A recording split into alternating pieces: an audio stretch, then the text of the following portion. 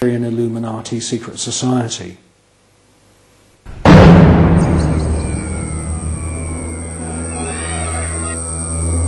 One by one, each new member is thrust to his knees and bows before the devil. A naked woman is ceremoniously assaulted with a dagger. The devil lays each initiate into a coffin, and a ribbon is tied to their genitalia. Everyone is encouraged to divulge their entire sexual life history whilst masturbating. With all their innermost secrets known to the other bonesmen, the new initiates are threatened with blackmail if they ever reveal the secrets of this Masonic order. At this point, they are dressed in long robes and rechristened with their occult names. The Don Quixote character taps each member on the shoulder with a silver sword and proclaims, "By our order, I dub thee Knight of Eulogia."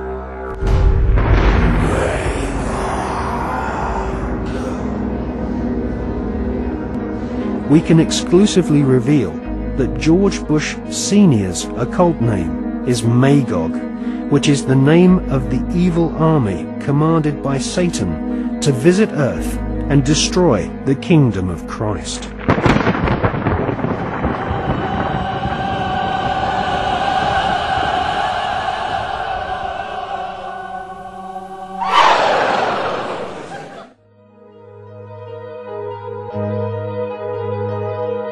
The American Ivy League colleges each have their own branches of the Skull and Bones Brotherhood of Death, indoctrinating the children of America's elite families who go on to become the captains of industry, banking, law, military, and the media. The epicenter of this elite cabal is Yale University. The last 3 presidents attended Yale, as did the terrorist expert Paul Bremer III, who governs Iraq for the Bush-Cheney Skull and Bones elite. Members of the Anglo-American Illuminati network also share the same philosophy.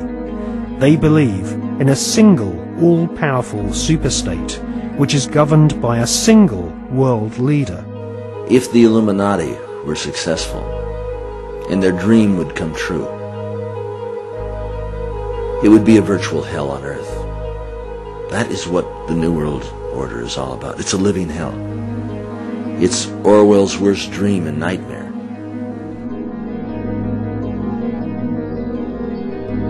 Well, to understand the philosophy of the Skull and Bones Society, you have to understand the philosophy of 18th and 19th century Germany with people such as Hegel. Now, the dialectic system, the dialectical political system, was not devised by Karl Marx. It was actually developed by Hegel, Fichte, and also contributed to by Kant. These German philosophers believed that you could create change in society by conflict. And this could be, for example, political conflict, the conflict between left and right. From this conflict, a new political system would come about, and this would be a synthesis of the two views. Now, that sounds pretty innocent, but in actual fact, the dialectical system is used in military combat as well.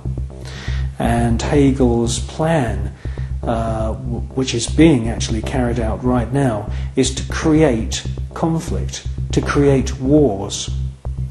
And through the creation of wars, several things happen. First of all, the companies which manufacture the missiles, the guns, the bullets, the uniforms, and all of the paraphernalia to do with warfare, all make huge profits.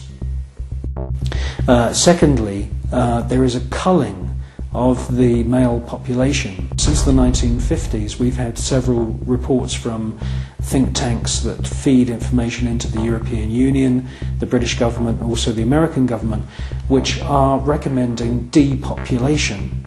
and there is several plans which we believe have been put in motion right now. And obviously war is one way of depopulating the planet. Now, in addition to creating false conflict and engineered wars, the Hegelian philosophical system, which is being followed by the Skull and Bone Society at Yale and also the group at All Souls College at Oxford University, the Hegelian system also requires complete and utter obedience from everyone in society. The idea of freedom, freedom of thought, freedom of the individual to choose what they want to do with their lives doesn't come into play at all under this German Hegelian system. In actual fact, Hegel says that the individual should be 100% obedient to the state, and the state should take on the image of God. Now, in the Hegelian system, the state is all-powerful, so we should ask ourselves, what is the state? Well, the state is the elite. The state is the royal, aristocratic hierarchy who are able to maneuver and live their lives in any way that they choose because they are super wealthy. Now, let's just talk about super wealth and super wealthy people. I can tell you now, after meeting quite a few of them, that they are very, very different to you or me.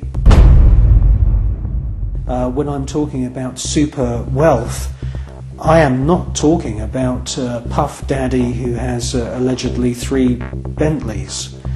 I'm talking about super wealth, family wealth, which was in the millions back in the 19th century.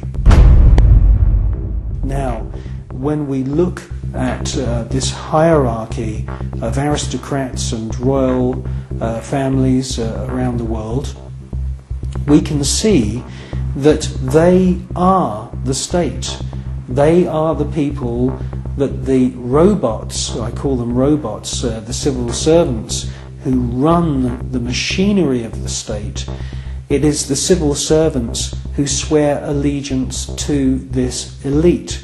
When you join the British Civil Service, you do not swear an oath to serve the British people. You swear an oath to serve the monarch. It's the same when you become a spy. When you join MI5 or MI6 or any of the other DI or MI agencies, and there's many of them run by the British government, you are swearing allegiance to serve the reigning monarch, not the British people.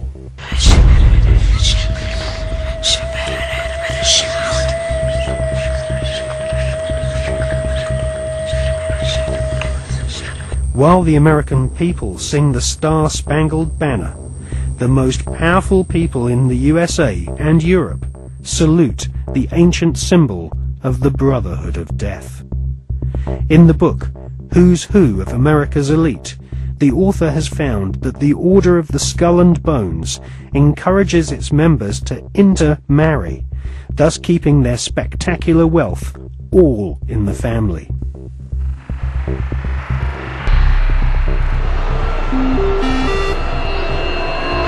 Good evening. Today, our fellow citizens, our way of life, our very freedom came under attack.